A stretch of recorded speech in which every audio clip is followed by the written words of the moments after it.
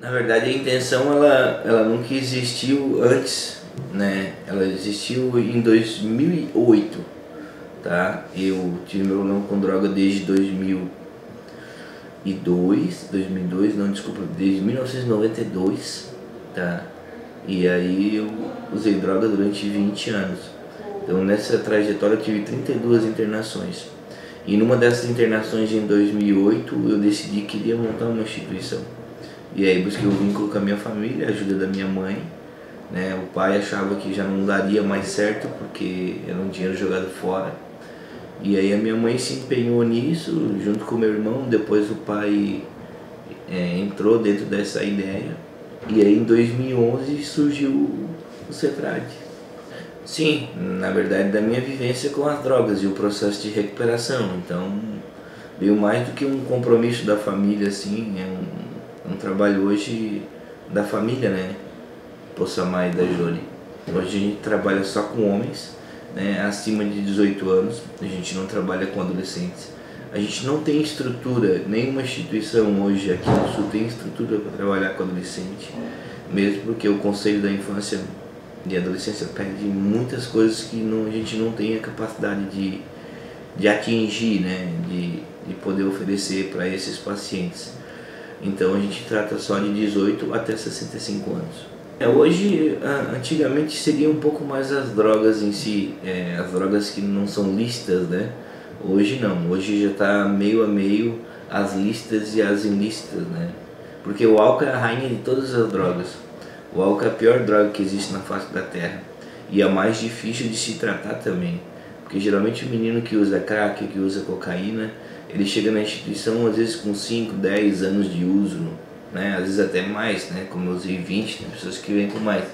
Mas geralmente o usuário de álcool ele vem ali com 25, 30, 40 ou às vezes até 50 anos de uso de álcool. Então muito mais difícil de tratar, porque ele não considera aquela substância como droga, né? Droga ele tem como a maconha, o crack, ou a cocaína, né? As drogas que são ilícitas, né? Então é uma coisa mais que cultural, então mais difícil de tratar. Várias. Porque a gente acredita muito no desejo sincero. A gente trabalha com uma programação de narcóticos anônimos e alcoólicos anônimos. Então a programação de 12 passos, que é onde diz que o único requisito, né, para o cara parar de usar droga é o desejo sincero de parar de usar. E essa questão do livre-arbítrio é que vai mudar tudo na nossa vida. Então tu tem que ter o desejo sincero de querer parar de usar. Tu não tem a capacidade de modificar as pessoas em si, se elas quiserem, elas vão se modificar. Então a estrutura que o CETRAD hoje tem, ela auxilia nessa mudança de atitude e de comportamento. Porque se não tiver uma mudança de atitude e de comportamento, ele também não vai parar de usar droga. Eu, no meu caso, vou falar da minha experiência, né? No meu caso, eu nasci numa família de bem, né? Numa família onde me deu toda a estrutura, né? Toda a educação, todo o amor, nunca me faltou nada. E eu tive o contato com as drogas pela questão da minha curiosidade, né? E geralmente as pessoas elas falam que eu fui buscar o auxílio das drogas por refúgio de algo. Muitas vezes não é dessa forma. Muitas vezes a gente tem uma curiosidade, não tem uma expectativa que tu vá ficar dependente químico, né? Uma vez ou duas que tu use.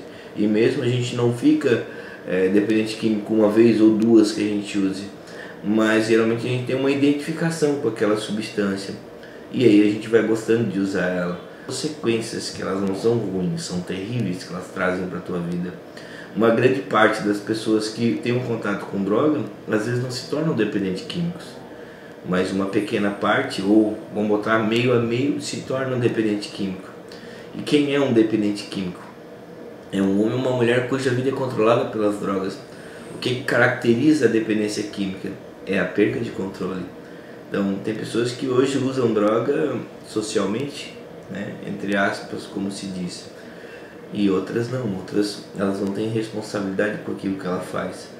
Por exemplo, se eu tenho um compromisso contigo hoje, 9 horas da manhã, e eu usei droga ontem, eu não vou aparecer aqui às 9. Não estou nem aí se eu tinha um compromisso. Isso caracteriza a perda de controle. O apoio da família é fundamental, né? No meu caso, foi o carro-chefe de tudo, né? A base da minha vida hoje é a minha família, né? Eu vivo para recuperação e para minha família. Alguns chegam aqui e já não tem mais essa competência de ter a família, né? A família já não está mais presente, já desistiu. Porque além de a gente ter a doença da adicção, né, que é a dependência química, a gente consegue ao redor de nós constituir a doença da codependência, que daí é a doença da família. Muitas vezes a família é muito mais doente que o próprio paciente. Então, se a gente não tiver a condição de tratar a família nessa questão do tratamento, é muito difícil que o próprio dependente saia dessa situação. A gente trabalha com trabalho, disciplina e espiritualidade, né? A disciplina é tudo hoje para tratar um dependente químico. A gente não tem hora para nada, né? A gente corre, faz tudo envolvido para sobrar o mais tempo possível para poder usar droga. Então a gente foge de toda a rotina. Então esse cronograma vem colocar e ajustar a gente nessa rotina diária, né? De acordar, ter horário para tomar café, ter horário para espiritualidade, ter horário para fazer as funções de manutenção da instituição, né? Horário de banho, né? Volta, horário de almoço, horário de descanso, volta, horário de reunião, horário de café, né? Depois um tempo livre, depois volta, horário de espiritualidade novamente, depois horário de janta e horário específico para dormir. A gente faz um tratamento hoje no período de 9 meses até 1 ano. As visitas são mensais, o último domingo de cada mês, né? A visita inicia às 9 horas da manhã e vai até às 5 horas da tarde. Geralmente a família vem e passa o dia todo aqui com a gente. É que sim, a recuperação ela não é fácil, né? Entrar nas drogas é uma coisa muito fácil, a gente entra muito fácil. Mas quando a gente entra dando um processo de recuperação para parar de usar droga, nunca ninguém disse que vai ser fácil. O próprio programa diz que não vai ser fácil a gente parar de usar. Então tem que ter muito desejo sincero, tem que ter muita força de vontade, porque é o maior compromisso que eu tenho com a minha própria vida. E aí a gente bota um monte de motivo, né? Ah, porque a minha família tá lá na rua, porque a minha esposa tá lá, porque tem minha namorada, tem meu trabalho, tem meus compromissos, tem minhas responsabilidades. Mas antes de chegar aqui, ele deixava a mulher de lado, deixava a namorada de lado, o compromisso, as responsabilidades. Então a gente desenha muita coisa dentro da nossa mente que tira o nosso foco principal, que é vir para cá e esquecer do mundo lá fora e cuidar de si mesmo. A recuperação ela é muito exigente dessa parte nossa, de fazer o nosso compromisso, de atingir a nossa meta, que é ficar sem usar a droga a qualquer custo. Então esse tempo ele é mais do que necessário para que a gente tenha uma desintoxicação, faça depois uma ressocialização, né, e possa voltar para a sociedade. Porque o tratamento em si ele não é uma coisa que vai te privar disso, muito pelo contrário. A gente trata para você voltar para a família, para você voltar para a sociedade e para você ter uma vida digna, né? Entre várias situações, né, se a gente começar pelo álcool, o álcool, a questão da cirrose, né, pancreatite, a questão às vezes, né, de uma demência alcoólica, né? Então o álcool é a rainha de todas as drogas, é a droga que mais destrói. Então com a deficiência de algum organismo nosso, de algum órgão nosso interno, os problemas de coração também, em derivação ao álcool. A maconha é a droga que mais desencadeia esquizofrenia, síndrome do pânico, despersonalização, a questão de depressão. É uma droga terrível, principalmente para esquizofrenia, né? E a cocaína é outra droga também muito depressora, então muitos problemas cardíacos em relação à cocaína, né? Muita desarritmia, né? O crack, que é a mesma variação, né? Mesma derivação da cocaína também, nessa mesma linha. Todas as drogas em si têm uma questão muito prejudicial à saúde.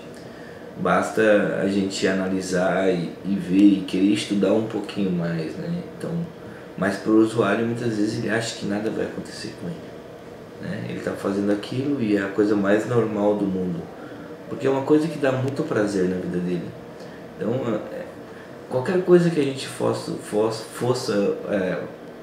que vá usar em relação a uma perca de controle, tudo que a gente usar demais, geralmente vai fazer mal, né? Mas as drogas já estão caracterizadas, elas já estão ali há muitos anos dizendo que elas são umas coisas que vão fazer mal para a tua saúde. A gente está falando de uma doença que se chama-se adicção. O que é a doença da adicção? A doença da adicção é uma doença progressiva, incurável e fatal. Porém, ela é estacionária, então ela pode ser detida em algum ponto. Se ela pode ser detida em algum ponto e ela é estacionária, ela quer dizer que ela é uma doença crônica, como a nossa hipertensão, como a diabetes. Então ela tem como estacionar, ela nunca regride, ela só aumenta. Além da questão social, a questão espiritual, né? A questão hoje criminal, né? Então assim, a questão mais de justiça em relação a tudo isso, porque a droga potencializa e alimenta o crime, né? A questão toda hoje judicial envolvida, se a gente for buscar hoje os nossos presídios da região, 90% das pessoas que estão lá é derivação do uso de droga, né? Bem poucos são só traficantes, né? A grande maioria usava droga para sustentar seu vício, seu consumo em si, veio a traficar e alguma forma de alimentar o crime, né? Isso é muito complicado. Não tem essa derivação, ela não escolhe, né? Pode ser branco, preto, rico, pobre, homem ou mulher, a faixa etária ela não escolhe nada disso, né? Tanto é que a gente trata pessoas que não têm nenhum nível, né, escolar, como a gente trata pessoas que possam ser pós-graduadas em qualquer outra área, né?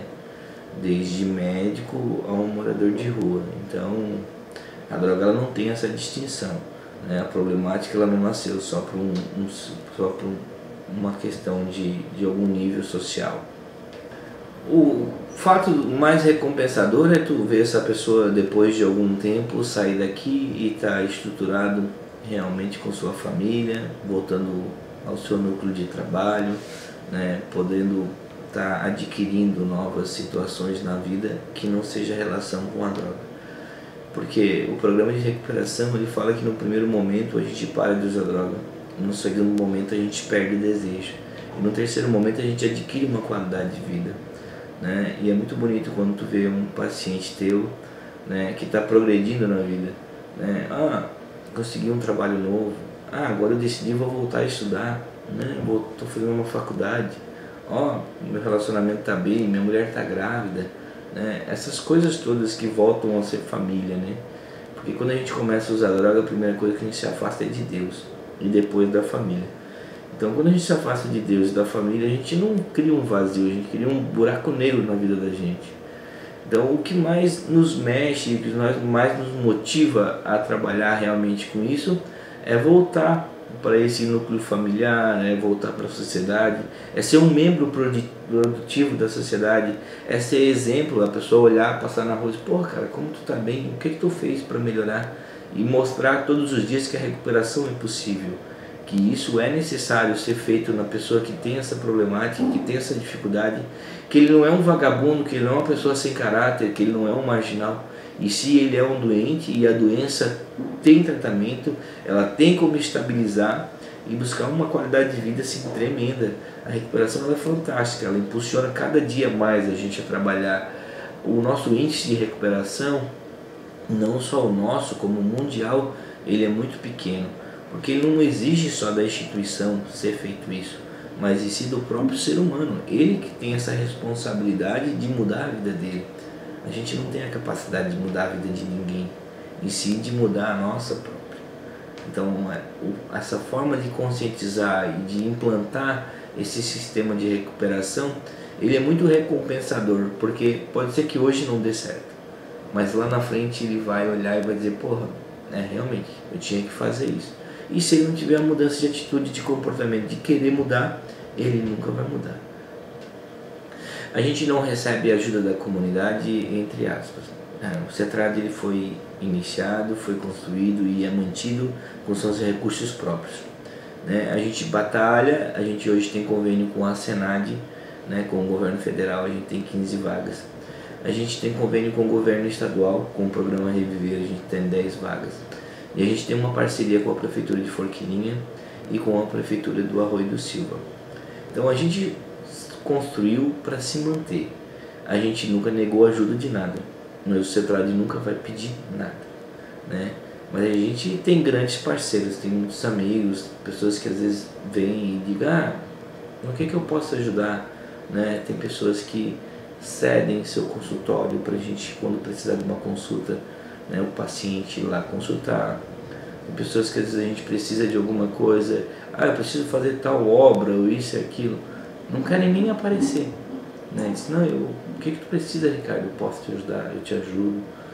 Mas a questão do Cetrad e, né, pedir essas coisas não foi para isso que ele foi feito. Mas se a comunidade quiser ajudar, quem quiser ajudar, né, a gente recebe de braços abertos.